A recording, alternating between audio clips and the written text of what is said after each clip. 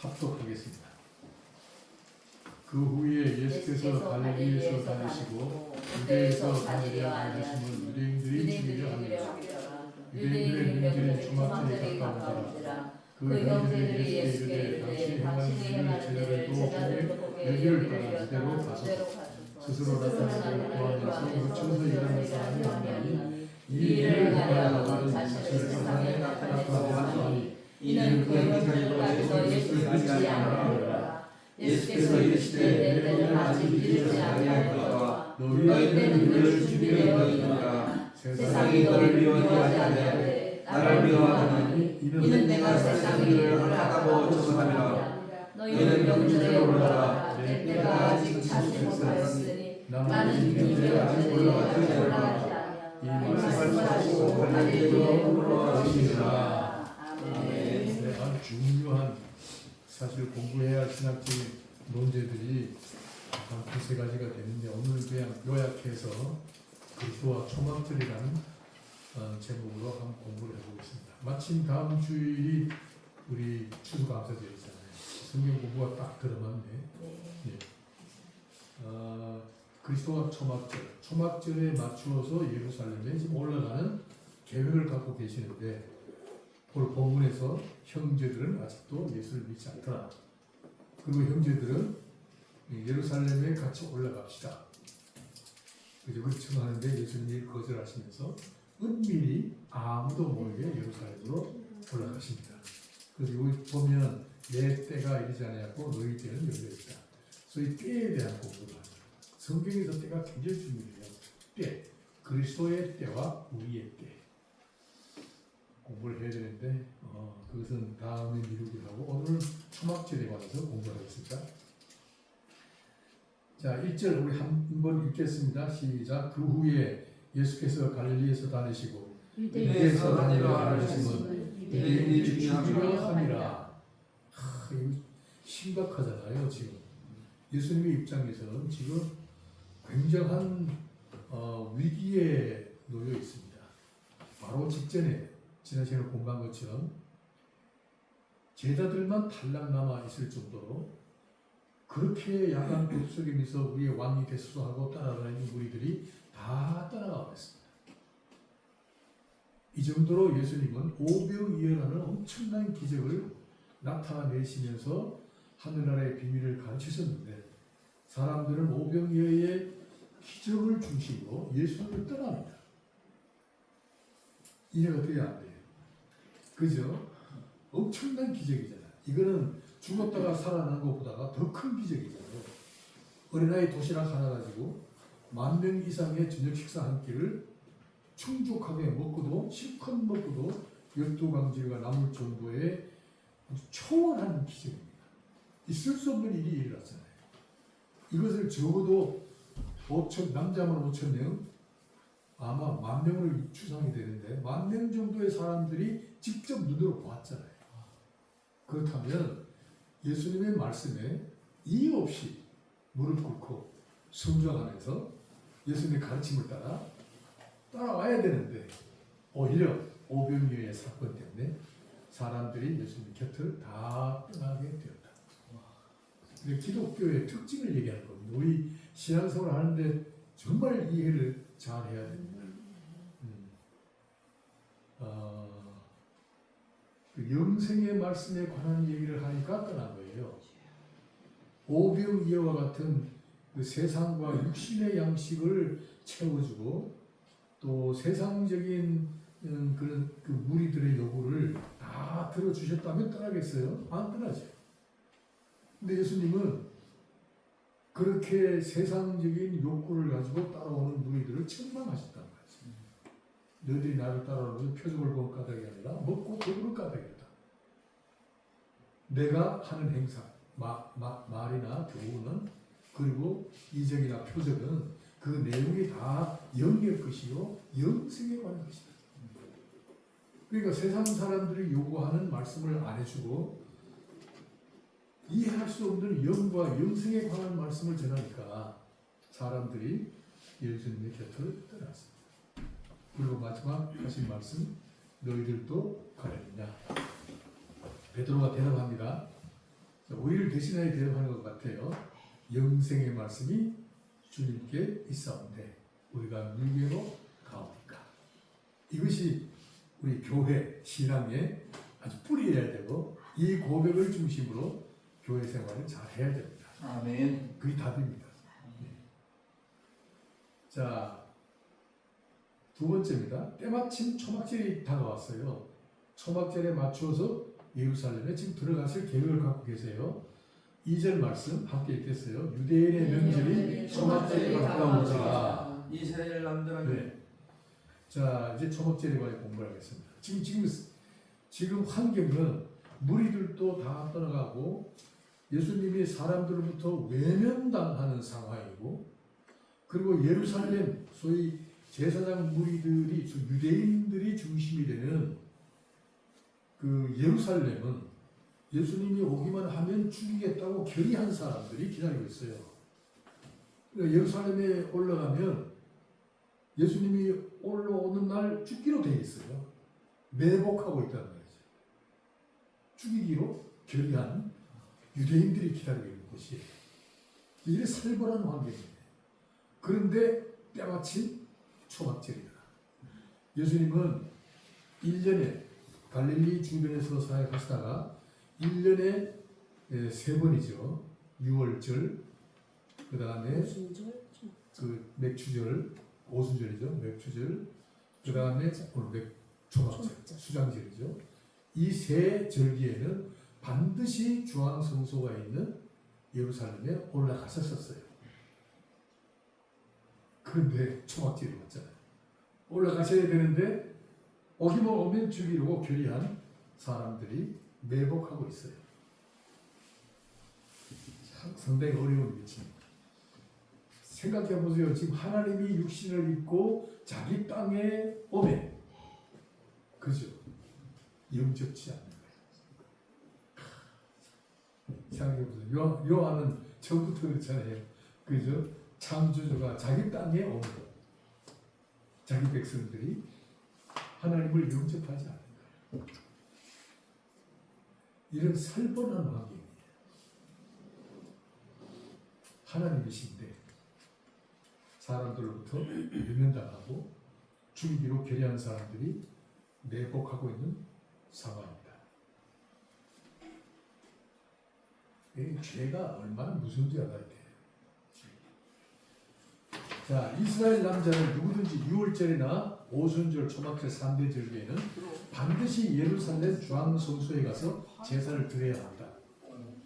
그 중에 초막절은 절기 중에서 가장 큰 명절입니다. 예수께서 초막절, 다음에 공부하겠습니다만 초막절에 서서 가라사대, 명절 끝날 곧 큰 날에 서서 가라사대, 누구든지 목말거든 내게로 와서 마셔라. 너희 배에서 그래서 생수가 강같이 흐리라. 소위 오순절 성령 강림에 대하여 예언하십니다. 그러니까 초막절과 오순절 성령 강림과 꽤 깊은 관련이 있어요. 우리가 이 성경의 이 절기에 대한 이해가 좀 있어야 됩니다. 자, 이 초막절을 이해하려면요, 레위기 23장 39절 44절 읽어야 돼요. 그냥 본문을 한번 읽겠습니다. 시작. 너희가 조상의 부모들과 마치거든 일곱째 달 다섯 달부터 이래 동안 여호와의 절기를 지키되 첫날은 안식하고 여덟째 날도 안식할 것이요 첫날에는 너희가 아름다운 나무 신자와 종려하는 가지와 무성한 나무가지와 신의 불을 피하며 너희의 하나님 여호와 앞에서 이래 동안 즐거워할 것이라. 너희는 매년 이래 동안 여호와께 이 절기를 지키시니 너희 대대의 영원한 규례라. 너희는 일곱째 달에 이를 지킬지니라. 너희는 이래 동안 초막을 거듭하되 이스라엘 사람들은 다 초막을 거듭할 테니 이는 내가 이스라엘 자손을 일곱 땅에서 인도에 내던 때에 초막에 거듭하게 한 줄을 너희 대대로 알게 함이니라. 나는 너희의 하나님 여호와라. 모세는 이와 같이 여호와의 절기를 이스라엘 자손에게 공포하였더라. 아멘. 굉장히 큰 명절입니다. 자, 초막절은 수장절에 곁들여진 절기입니다. 그럼 3대 명절은 3대 명절에 곁들여진 명절이 있어요. 6월절은 무교절이 몇 곁들여져 있죠. 그죠? 그 다음에 칠칠절, 그 다음에 초실절, 맥추절은 그죠? 오순절이 또 같이 곁들여져 있죠. 그 다음에 오늘 수장절, 추수감사절이죠. 수장절은 초막절이 곁들여져 있어요. 그러니까 이 수장절이 어떤 의미가 있는가를 초막절이 설명하는 거예요.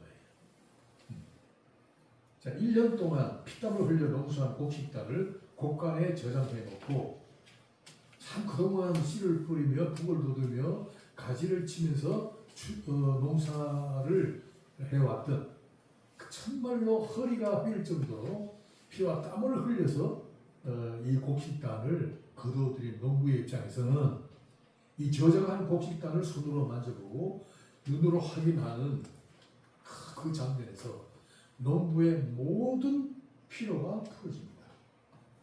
그동안의 수고가 그죠?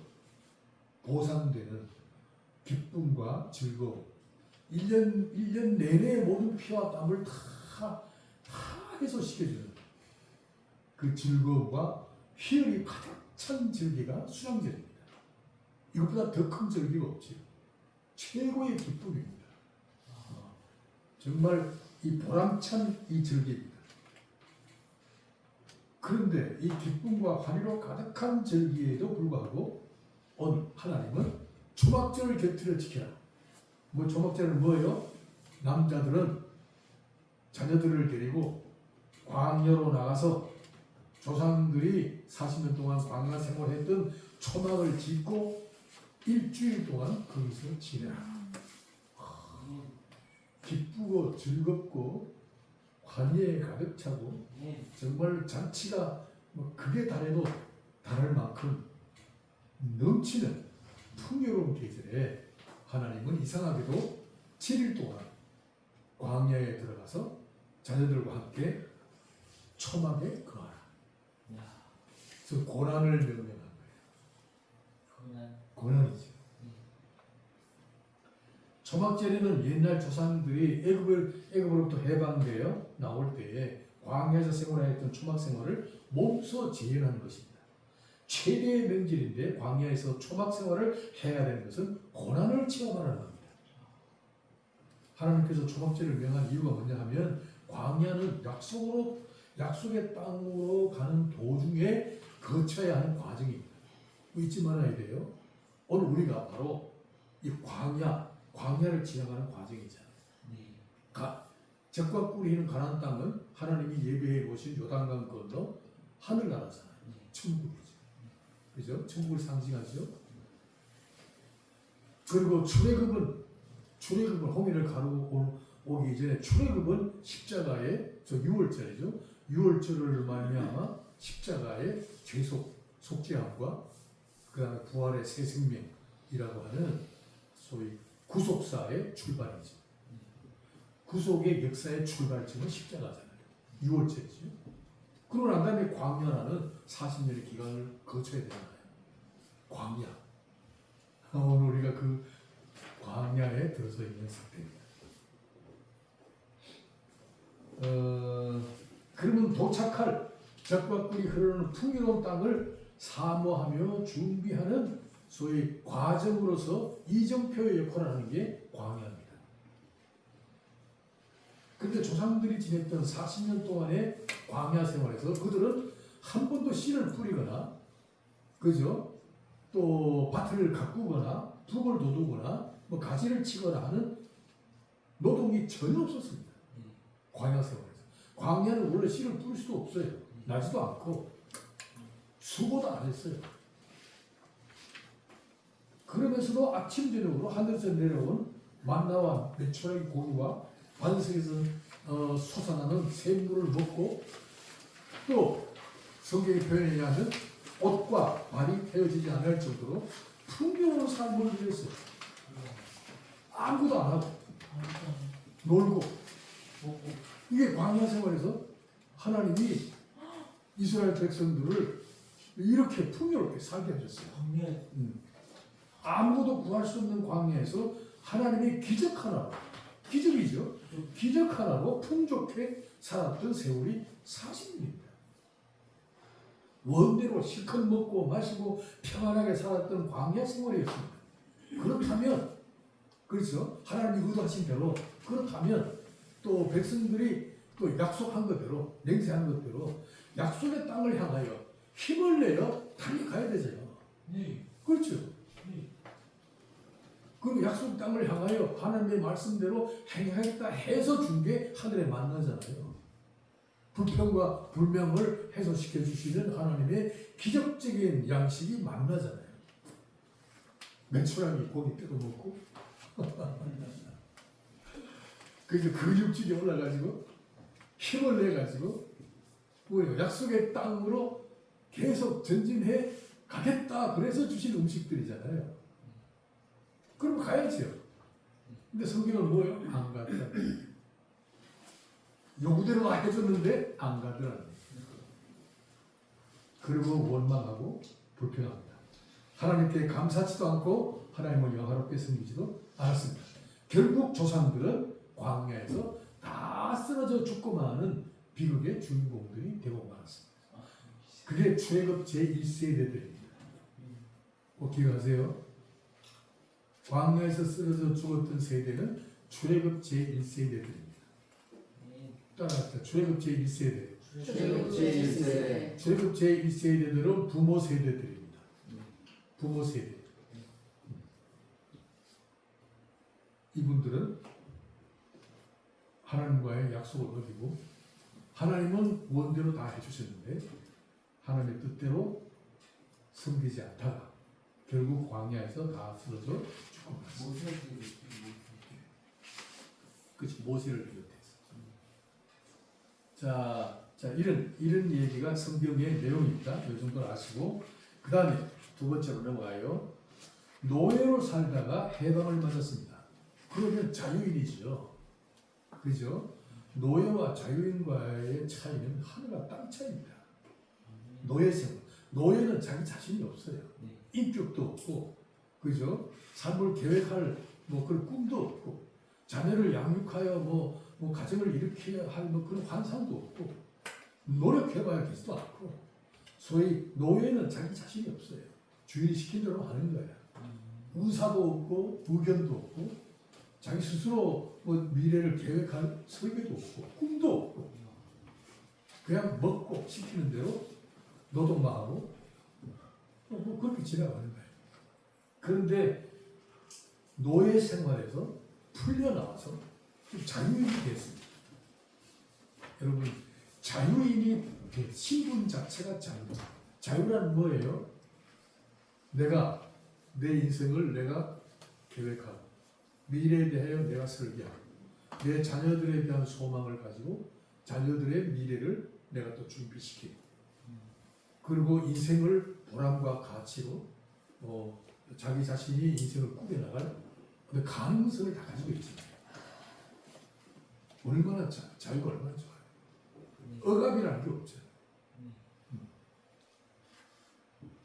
그러니까 노예들이 지금 자유인의 신분을 갖다는 게 뭐냐면 인격자란 뜻이에요. 그러니까 존재론적으로 온전한 인격이라는 거예요. 여러분 인격이 완전히 보장된다는 그 자체가 자유잖아요. 그것이 내 자존심이며 자존감이며 그 자체로 삶을 살만하잖아요. 인격이 파괴되고 인격이 억압당하고 그죠? 인격 자체가 완전 소멸되는 상태는 그건 짐승만도 못하는 거죠. 인격이 굉장히 중요한 거죠. 오늘 우리와 같이 이 그리스도 안에서 구원을 받은 하나님의 백성들은 하나님의 형상으로 지음받은 온전한 인격체입니다. 하나님도 인격자이시고 우리도 인격체입니다. 그 인격과의 관계에서 지금 영으로 계시지만은 우리도 영적으로 하나님과 교제가 가능한 그래서 하나님이 그렇게 우리의 인격을 격상시켜서 하나님과 대등한 위치에서 교류할 수 있도록 십자가를 통하여 우리 자신의 삶을 아주 격을 굉장히 높여주셨잖아요. 우리 지금 격이 하나님과 비슷한 격을 가지고 지금 살고 있잖아요. 하나님의 뜻을 추구하고 하나님을 섬기고 그렇죠. 하나님이 약속하신 대로 우리의 기업을 운영하고 이 산업을 일으키면서 하나님 영광 위하여 정말 보람차게 가치 있게 참 사명으로 살아야 할 이유가 분명하고 도착할 영원한 천국이 보장되어 있는 삶이잖아요. 그 과정에서 우리가 갖는 그 격 자체가 예수 그리스도와 동일한 격으로 하나님이 간주해 주시잖아요. 그것보다 또 행복한 게 어디 있어요? 먹고 사는 문제가 아니잖아요. 사람이가 격이 있어야지. 격주가 있어야지. 우리 김준사 이 격을 좀 갖추길 바래요. 아멘. 사람 딱 만나보면 격주가 있구나. 뭐 그런 게 좀 있어요. 자, 이런 그 희망찬 인생을 지금 살도록 그죠? 노예의 신분으로부터 자유인의 신분으로 하나님이 바꿔주셨어요. 우리가 십자가를 통하여 우리의 신분 자체가 더 이상 죄와 죄책과 뭐 죽음이나 사망이나 그다음에 마귀의 권세나 뭐 이런 세상의 세속적인 그런 분류에 우리가 지금 노예가 아니잖아요. 우리는 세상 풍류의 노예 생활을 하지 않잖아요. 우리 그것이 풀려났다. 하나님의 의에 대하여 살아있다. 이거 얼마나 영광스럽습니까? 그런데 이스라엘 백성들을 구원을 얻어서 약속의 땅을 향하여 가는 도중에 광야에서 의식주 문제가 발생하자마자 그만 하나님을 원망하고 구원 자체를 불평해요. 왜 우리를 이곳에 오게 하였느냐? 노예 생활하도록 두지. 왜 이곳에 오게 하느냐? 광야에서 먹고 사는 문제가 부딪히자마자 이런 원망과 불평을 쏟아내기 시작했습니다. 심지어 하나님이 세우신 지도자 모세를 죽이려고 했습니다. 구원을 주신 하나님의 은혜를 망각하고 등한시하다가 결국 광야에서 다 쓰러져 죽고 말았습니다. 누가요? 죄급 제1세대들. 자, 세 번째. 약속의 땅에는 출애굽한 제2세대들이 들어갔습니다. 1세대들은 갈렙과 여호수아 두 사람만 선택이 되었어요. 그러니까 갈렙과 여호수아가 선택된 거는 신명기에 보면 그죠? 내 뜻에 온전히 순종하였은 적 있다.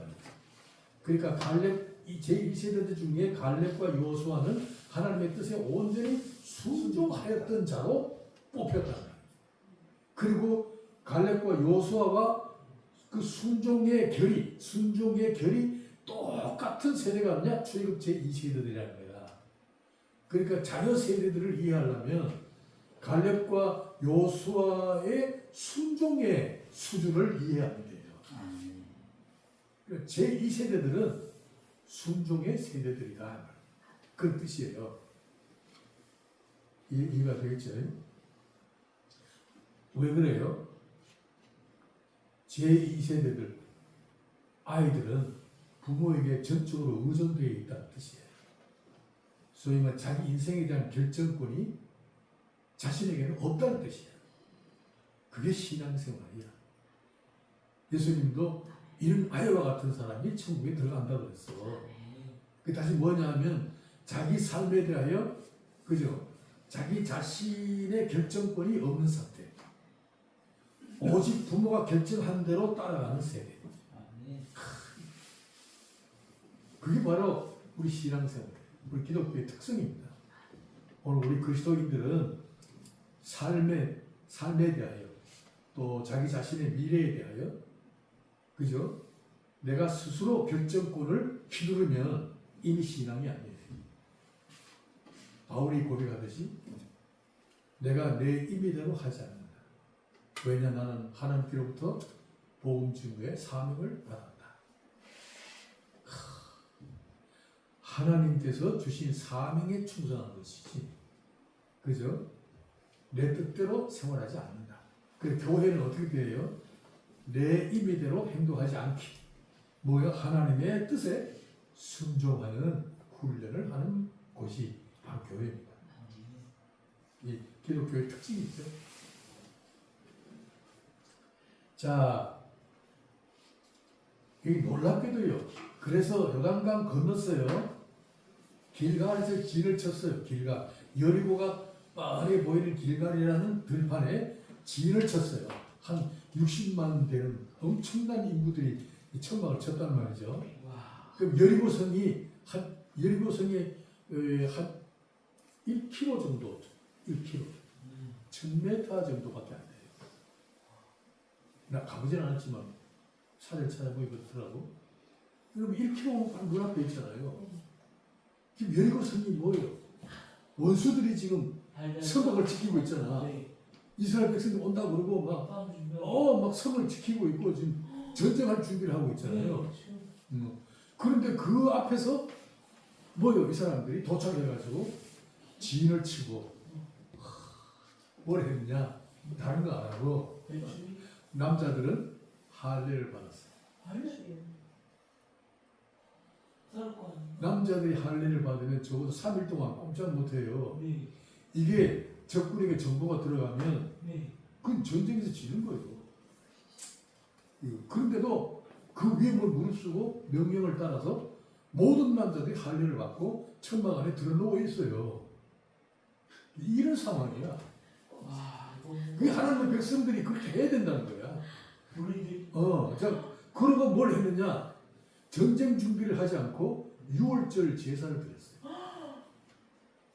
야, 여기 이 전쟁할 준비를 해야 되잖아요. 근데 하나님은 요소라요 명령하였는데 6월절 절기를 지켜요. 광야에서 못 지켰던 거, 가나안 땅에 들어가든 지켜라. 그런 게 뭐냐면 절기야. 모든 절기는 약속의 땅에 들어가든 지켜라. 그러고 명령하셨어요. 도착하자마자 6월절 절기를 지켰는데 오늘 여기 있어요. 여호수아서 5장 12절 한번 읽겠습니다. 시작. 이스라엘 자손이 길갈에 죄를 졌고 그 땅에 소산을 먹었고 그 땅에 소산을 먹은 다음 날에 만나가 그쳤으니 이때까지는 만나로 먹다가 가나안 땅에 도착하자마자 이게 보면 그 땅에 소산을 먹었다. 그리고 그 땅의 소산으로 6월절 절기를 지켰다. 이 얘기거든요. 자 보십시다. 그 땅의 소산. 김윤사. 그 땅에 들어갔더니 그 땅에서 거두어 놓은 그죠? 곡식이 있더라고요. 먹을 양식이 있더라고요. 그럼 누가 준비해 놨을까? 하나님. 그게 뭐 답이지. 성경은 뭘 얘기를 해? 그 땅의 소산을 먹었더라. 이스라엘 백성들이 씨를 뿌렸나요? 이스라엘 백성들이 농사 지어서 거둬들인가요? 아니에요. 40년 동안 아무것도 안 하다가 요단강 건너 탁 갔더니 그죠? 이때까지는 하늘에서 내려온 양식을 먹었는데 젖과 꿀이 흐르는 가나안 땅에 딱 들어갔더니 땅에서 돋아나는 열매가 준비되어 있는 거예요. 이것은 이스라엘 백성들이 농사 지은 게 아닙니다. 그 땅의 소산. 성경이 강조하는 거, 그 땅의 소산을 먹었다. 그리고 만나가 그쳤다. 굉장히 중요한 사실. 이게 굉장히 영적으로 의미가 깊어요. 자, 하늘에서 내려온 만나와 같은 기적적인 사건들은 다 광야에서 일어났었어요. 오늘 우리가 교회 생활을 하면서 원하는 게 뭐예요? 전부 다 오병이어 같은 기적적인 그거잖아요. 초월한 기적. 막 잘 살기 위해서 기적을 요구하고 막 그냥 초월한 어떤 권능을 얘기하고 막 너무 그쪽으로 막 바라잖아요. 그 바라는 원인이 뭐예요? 이 땅에서 잘 먹고 잘 살겠다는 거 아니야. 이 땅의 문제를 해결하기 위해서 하나님이 오병이어와 같은 초월한 그죠? 기적을 좀 일으켜달라는 거 아니에요. 근데 오늘 성경은 뭔 얘기를 해? 그것은 광야에서 있었던 일이다. 젖과 꿀이 흐르는 가나안 땅에는 뭐예요? 그 땅에 소산이 있었다. 하늘에서 내려온 게 아니고 기적적인 게 뭔가가 아니고 이미 하나님께서 준비해 놓으신 양식이 있었다. 그 양식의 내용이 뭐냐? 그게 지금 앞으로 나옵니다. 자, 자녀 세대들이 약속의 땅에 들어가자마자 먹었던 양식은 그 땅의 소산.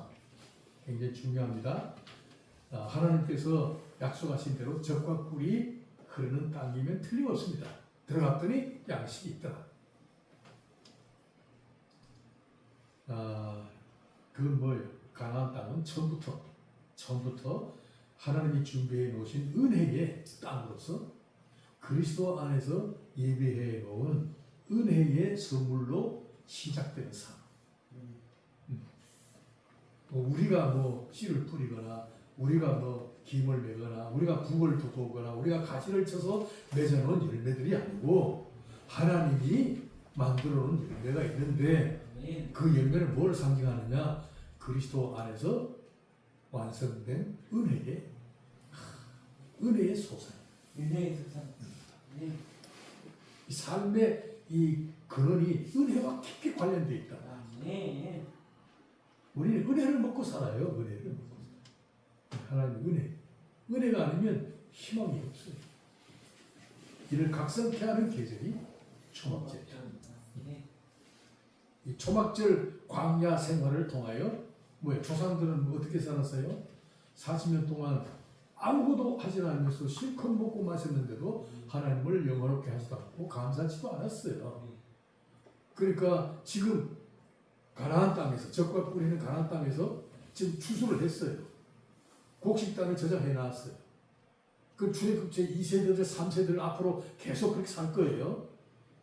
그런데 이 곡식단이 누가 준 것이냐, 누구로부터 온 양식이냐 라는 것을 깨닫게 하고 하나님께 감사하고 하나님께 영광 돌리라는 계절이, 그 교훈을 담은 계절이 초막절이에요. 그러니까 40년 동안 너희들이 조상들이 살았던 것처럼 영적으로 메마르고 하나님께 감사하지도 않고 하나님의 영원함을 하지 않았던 그 아주 불의한 자들의 조상의 정체를 밟지 말라. 이제부터는 젖과 꿀이 흐른 땅에서 거둬들인 소산들은 하나님이 주신 양식을 알고 하나님께 감사하고 하나님께 영광 돌리는 방향으로 살아라. 조상들의 정체를 밟지 말라는 교훈이 담긴 절기가 초막절이에요. 그 수장절의 기쁨과 환희에도 불구하고 하나님은 명령하여 조상들이 살았던 초막에 가서 일주일 동안 살아라. 교훈이 담긴 거예요. 참 유대인들의 그 성경적인 계절은 전부 다 이런 의미가 있어요. 오늘 우리들은 어떻게 해요? 8.15 해방되면 놀러 가기 바쁘잖아요. 네. 그죠? 그냥 먹고 마시고 놀러 가지. 거기에 대한 어떤 의미를 갖추고 우리 전 국민들이 참 일제하에 앞서면서 어떻게 해방되었는가. 그죠? 참 우리 힘으로 할 수 없던 것. 네. 이 해방을 누가 시켜줬는가. 그래서 거기에 대해서 좀 눈을 뜨고 이 국제사회에서 우리가 이렇게 앞으로 살아야 되겠다라는 뭔가 의미가 있어야 되는데 뭐 아무 교훈이 없잖아요. 그냥 놀고 먹는 거야. 그냥. 놀러 가기 바쁘고. 참 안타까워요. 우리나라의 명절들은.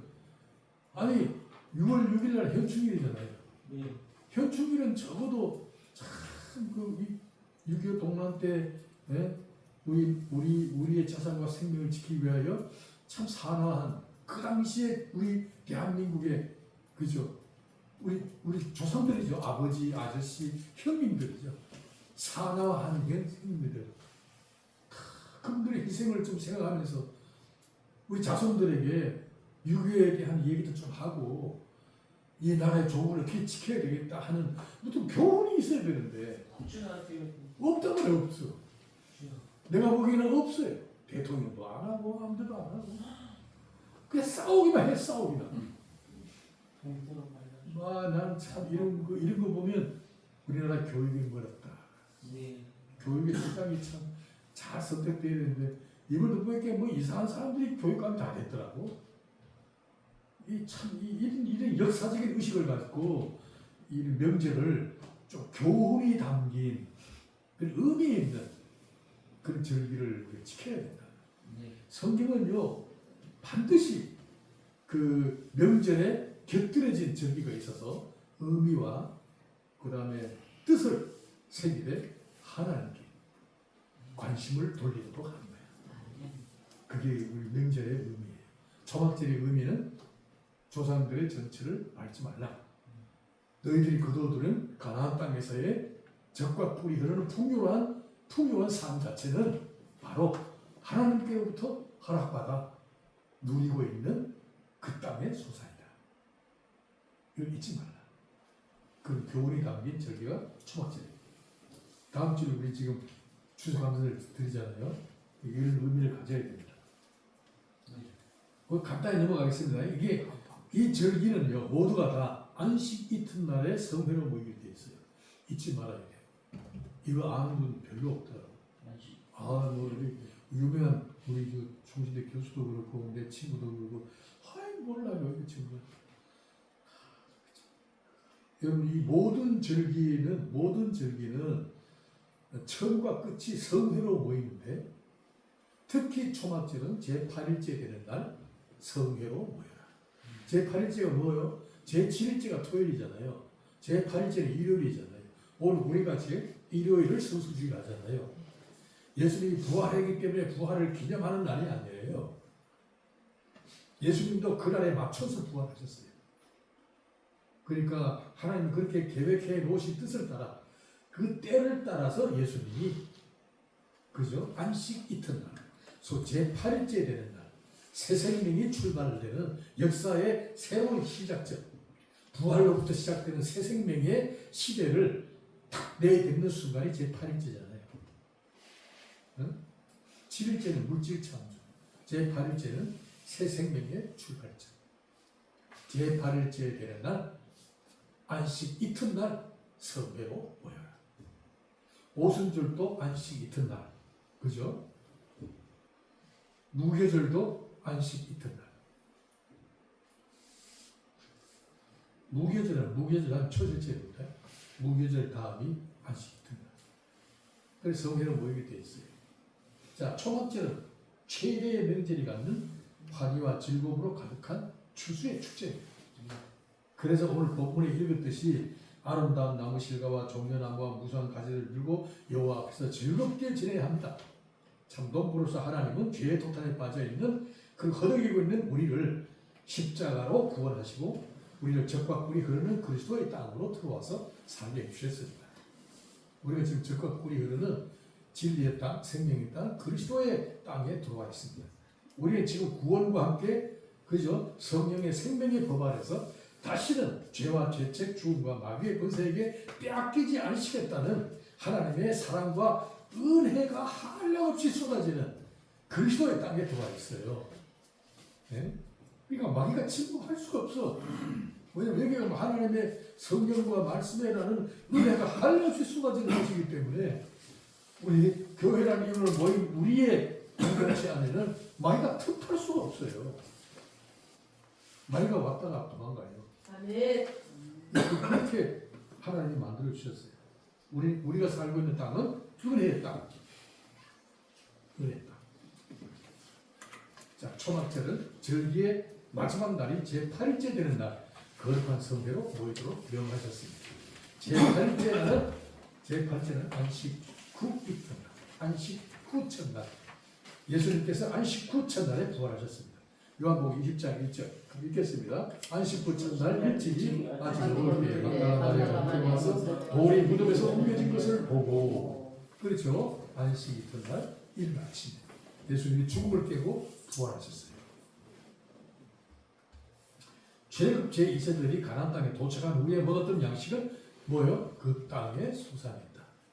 잊지 말아요. 그 땅의 소산이다.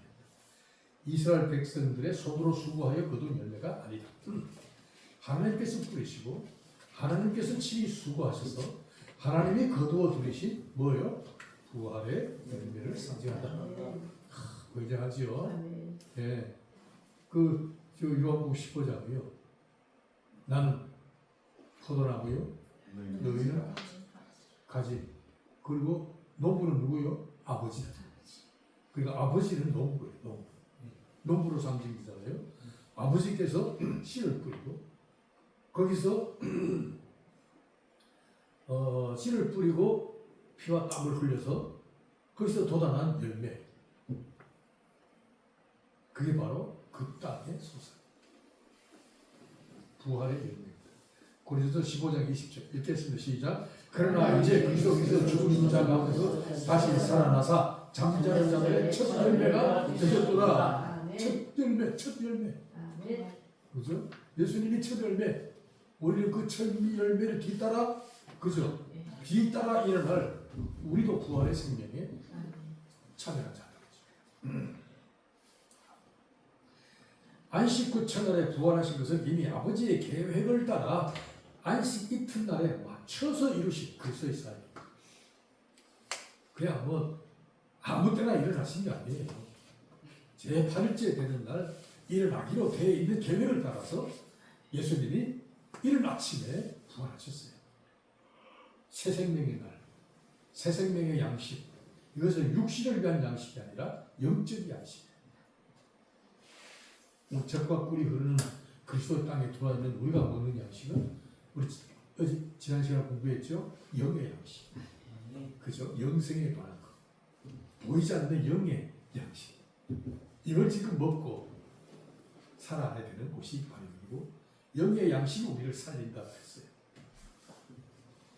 삶의 뿌리가 그죠? 삶의 뿌리가 영의 양식일 때에 영의 양식이 우리의 삶의 뿌리고 삶의 힘이 되고 삶의 어떤 생명력이 되면 우리 현실적인 거 있잖아요. 물질적인 거. 그것은 그냥 부수적으로 따라와요. 수고하는 대로 먹게 돼 있어요. 수고 안 하니까 그렇지. 제대로만 하면 먹고 사는 거는 하나님이 책임지신다고 했어요. 더럽게 가판을 보라. 그렇죠? 공중의 새를 보라. 그렇게까지 하면서 너무 염려하지 말라 그랬잖아요. 영의 양식으로 뿌리 내려놓으면 그 다음에 주변 현실적인 환경은 그건 뭐 부수적으로 따라가요. 그냥. 뭘 하든지 간에 하나님이 함께 하시는 증거가 따라옵니다. 자, 초막절을 맞아 형제들이 이제 결론입니다. 이제는 활동 무대를 예루살렘으로 옮기라고 간청합니다. 자, 여기서 참 우리 한번 읽겠습니다. 3, 4절 시작. 그 형제들이 예수님께 이르되 당신이 행하는 일을 제자들도 보게 여기를 떠나 이대로 가셔서 스스로 나타나는 마음에서 미쳐서 이르지 못하니 이 일을 행하려 하거든 자신을 세상에 나타내소서 하니. 자, 형제들은 아직 예수를 믿지 않는 상태입니다. 그러니까 예수님이요 얼마나 외롭겠어요. 형제들도 인정하지 않았어요. 오병이어를 일으켰는데도 아직도 형제들도 그리스도를 인정하지 않았어요. 그저 형제들은 형님이 세상으로부터 정치적인 인기를 한 몸에 지니고 있으니까 그죠? 실제로 사람들이 형을 왕으로 추대하고 있는 이 현실을 보고 뭐요? 형님을 이용해서 자신의 출세를 꾀하고 있다. 여기 갈릴리촌에 있지 말고 그죠? 중심 무대에 가서 좀 나타내소서. 지금도 똑같아. 맞아요. 그런 얘기 아니야. 시골에 있지 말고 정치 중심 무대에 올라가서서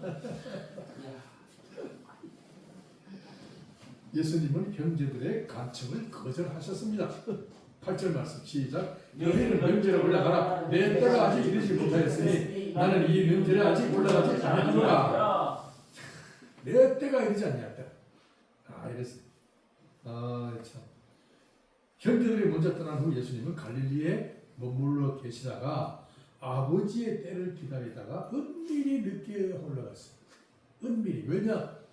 죽이기로 작정한 사람들이 내복해 있는 도시인데 은밀히 올라가야지. 은밀히 올라가야지. 10절 말씀.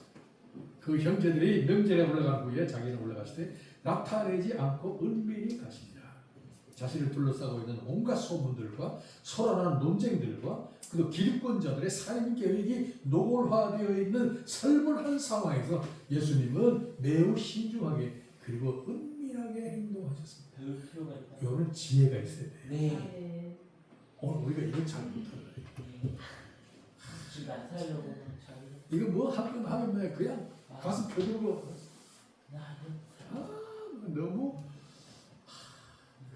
너무 세력을 과시하는 거야. 그게 손해야. 과시하는 게 아니에요. 이게 참 우리 이런 걸 잘해야 돼. 뭐 어쩌다가 뭐지 뭐 기도해서 병 하나 나으면 그 나았다는 것 때문에 막 명함에다가 뭐 병 고쳤다 뭐 그 이력으로 다 인쇄해가지고 하더라고. 내가 내가 목회할 때 어떤 분이 오셔서 금식 40일 금식기도 5회 돌파 뭐 이래놨더라고. 그러니까 목사님 나와 같이 춘천 무슨 그 체육관에서 집회 한번 하시면 자기가 지금 얼마나 추잡한 거래를 하고 하려고 그러더라고. 그래서 내가 쫓아냈지. 그런 사람들이 있어요. 그런 사람들이 은밀히 가십니다. 예수님은 형제들의 요구를 단호히 거절했습니다.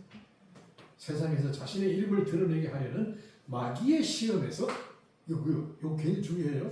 마귀의 시험에서 승리를 거두셨다. 마귀는 자꾸 우리를 부추겨요. 자꾸 부추겨 세상에 나타내요. 부추겨. 우리 여기 넘어가면 안 돼. 자, 결론 내립니다. 그리스도의 때는 이 폐에 대한 얘기하면 되지. 그리스도의 때는 필연이다. 아버지의 뜻을 이루기 위한 결행이었다. 형제들의 때는 뭐예요? 형님을 이용하여 자신의 출세를 탐하는 욕심의 기회다. 그리스도의 행보는 아버지의 때를 따라 은밀히 진행하는 신령한 발걸음이다. 때에 대한 얘기예요. 그리스도의 때는 카이로스. 굉장히 중요해요. 성경의 이 용어들은 우리 병신들 다 알고 있어야 돼요. 우리는 그리스도와 같이 카이로스 때를 살아야 돼요. 이걸 좀 고상하게 얘기하면 카이로스적 인생을 살아야 된다. 고상은 다 알지.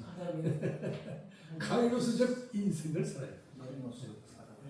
이건 뭐야? 아버지의 뜻과 함께 살아가는 삶을 카이로스라고 해요. 카이로스. 형제들의 때는 뭐예요? 크로노스. 이건 연대기적인 기회야. 이걸 그냥 세월을 흘려보내는 거야. 아무 의미 없어. 출세만 해서. 그런 의미 없고 가치가 없어요. 그냥 제대 군인이 그죠? 제대 날짜를 앞두고 날짜 하나 지워가는 연대기적 삶.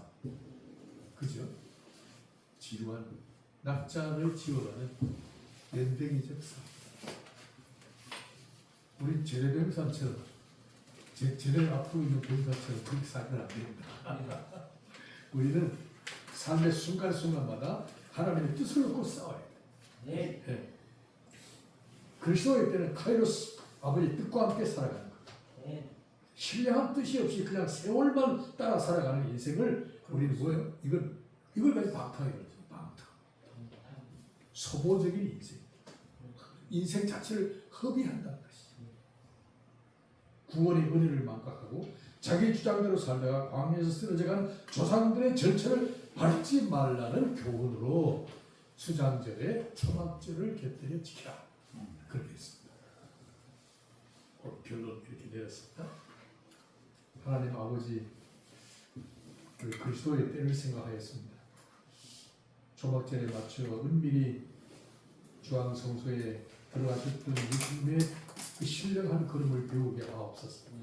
아버지의 뜻을 놓고 싸우는 신령한 병사들이 되게 하옵소서. 아멘. 주의 뜻이 이루어지기를 간절히 원하는 기도가 있게 하시고 하나님이 이루어 놓으신 모든 것에 대하여 감사 찬송하는 백성들이 되게 해 주시옵소서. 아멘. 예수님 이름으로 기도하옵나이다. 아멘.